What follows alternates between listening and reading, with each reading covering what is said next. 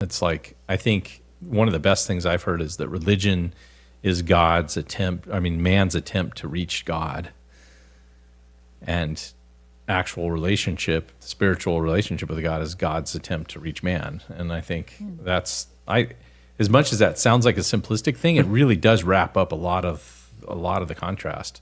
I'm a very anti-religious person, so I'm probably the wrong person to ask if you're wanting a good answer about religiousness, because I don't believe in it. I think it's a detractor from the true relationship to God. And I don't mean to say that everything people do in a religious practice is wrong or distraction or whatever else. I think that they're intermixed so often, right? But I think some things that are done in religious realms are just meaningless.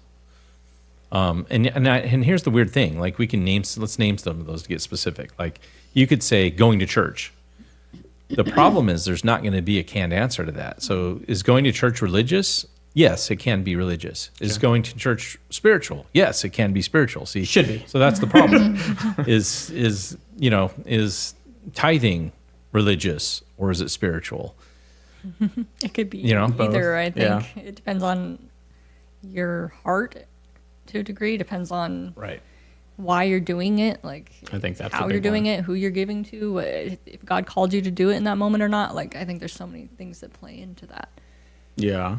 Yeah, and if you think of it in terms of my first definition, if you're doing something in order to garner God's not just attention, but his value in you, you're doing something to make God feel like, to make you feel like God values you more, or you're approved by God, his approval or acceptance, or like maybe you've done some bad things, so you're going to do some good things. Like, I've done some bad things this week, so I'll go to church and I'll open the door for people and I'll smile and I'll help some old lady across the street or something like that.